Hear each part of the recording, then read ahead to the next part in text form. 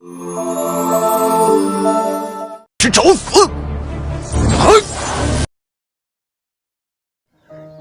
guys, bagaimana kabar kalian semua? Semoga selalu sehat-sehat aja ya.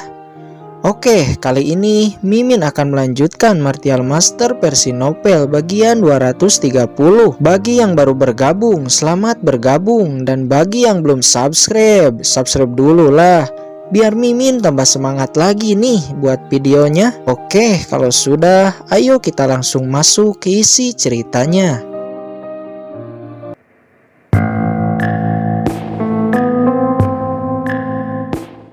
Beralih kepada Kinchen, pada saat ini dia sedang berjalan di alun-alun kota Blackmar City. Kinchen melihat banyak sekali toko-toko dan banyak sekali orang yang menjual barangnya. Kinchen tidak menyangka tempat ini cukup ramai, banyak orang berlalu lalang di sana.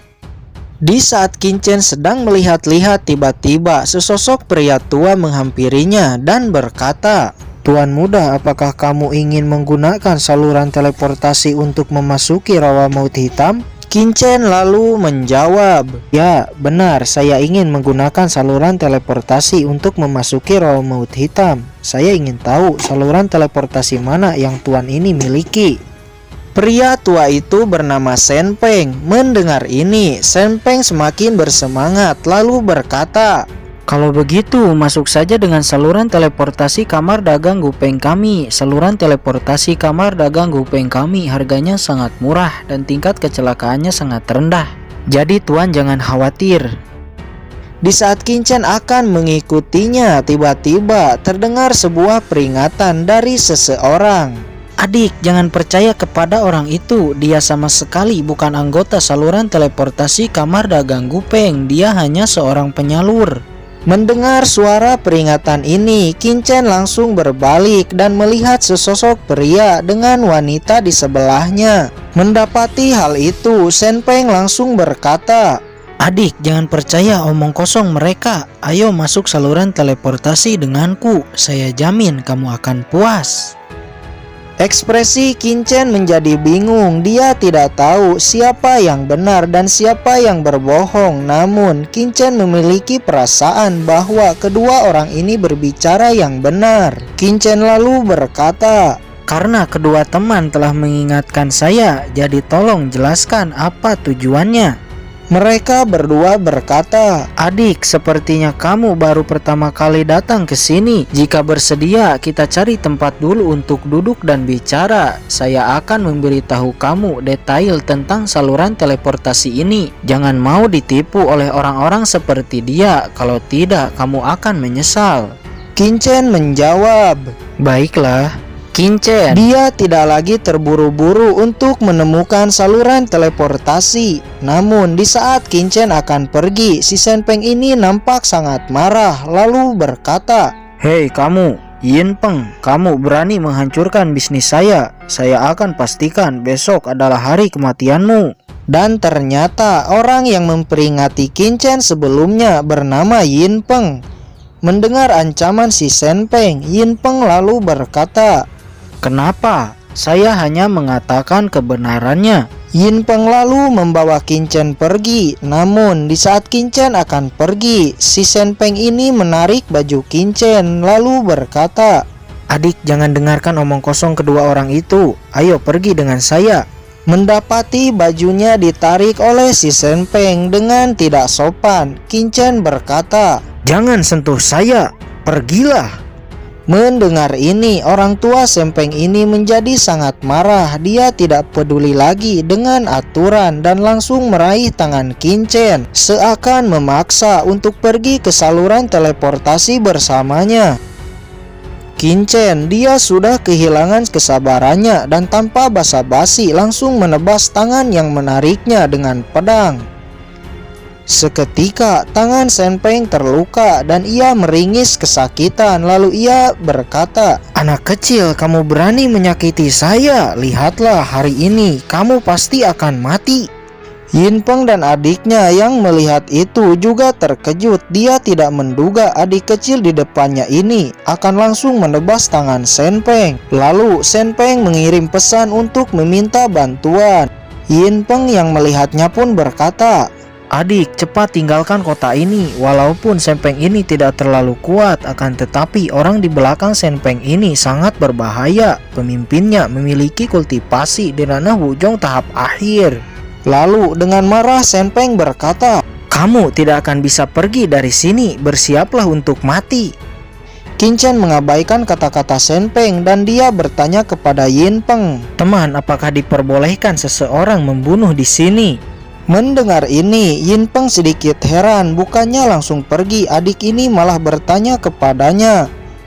Lalu ia pun menjawab, "Bagi orang yang tidak bersalah memang tidak boleh dibunuh, namun kebanyakan orang tidak akan peduli. Adik kecil, tim di belakang Senpeng ini sangat kuat, kamu harus segera pergi." Namun tiba-tiba dua sosok pria datang ke sana. Mereka adalah timnya Senpeng. Dari auranya, kedua orang itu berada di ranah Wuzhong tahap tengah.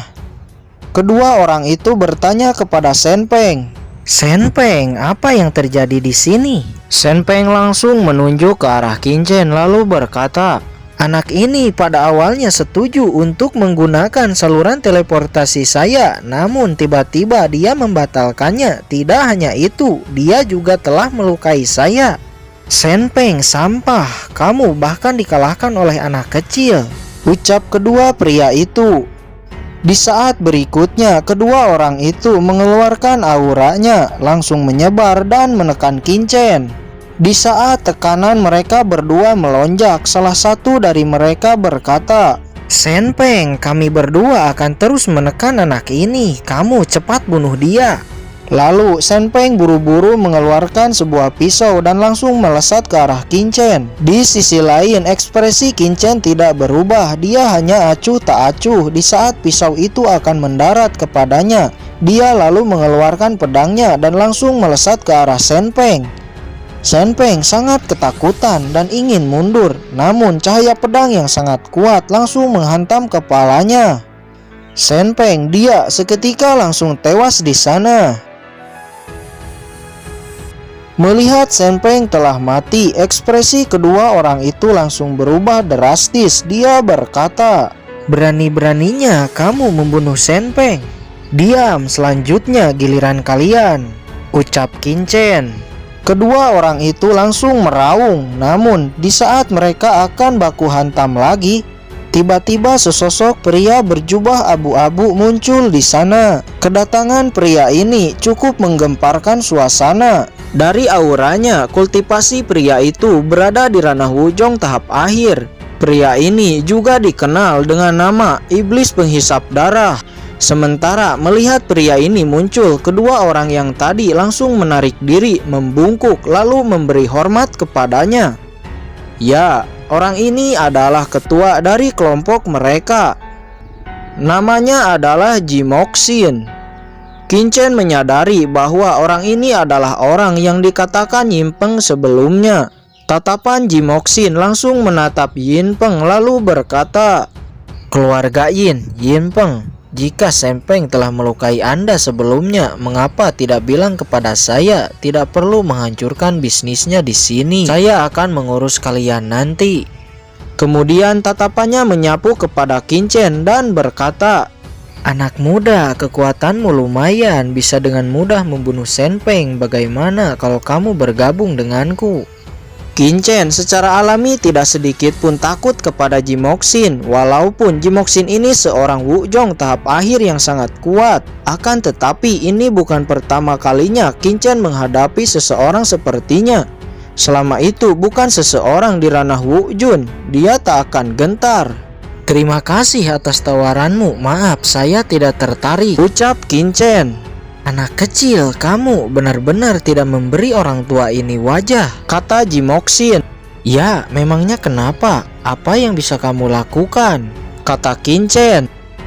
"Baiklah, ternyata kamu lebih ingin mati." Aura kuat yang menakutkan seketika menyebar dari tubuhnya, sehingga orang yang berada di radius 10 meter harus mundur beberapa langkah. Menghadapi hal itu, Qin Chen menampilkan pedang karat, langsung menebas ke arah Jimoxin. Jimoxin juga menampilkan pedang hitamnya, langsung menebas kepada Qin Chen. Cahaya pedang karat dan cahaya pedang hitam langsung bertabrakan di udara. Dan boom, suara gemuruh terdengar. Dampak dari serangan itu membuat Qin mundur beberapa langkah, namun dia sama sekali tidak terluka. Sementara Jimoxin tetap berdiri dengan angkuh. Mungkin sekilas dia nampak yang kuat, akan tetapi dia sedikit menderita luka dalam. Anak ini cukup menakutkan, dia benar-benar memblokir serangan Jimoxin. Beberapa percakapan pribadi dari orang-orang di sekitar terdengar. Lalu Qin berkata, "Hanya inikah kekuatanmu? Saya bingung mengapa kamu begitu sombong dengan hanya kekuatan seperti ini." Kata-kata Qin ini membuat semua orang yang hadir sangat terkejut. Anak ini bukan hanya memblokir serangan Jimoxin, dia juga berani berkata seperti itu di hadapan Jimoxin. Mendapati ejekan dari Qin, Jimoxin nampak sangat marah. Dia berkata, "Bocah, ternyata kamu begitu berani. Jika saya tidak menjatuhkanmu hari ini, maka di masa depan jangan panggil saya iblis penghisap darah lagi." Jimoxin dia langsung meraung, aura pedang hitam di tangannya seketika melonjak dengan hebat.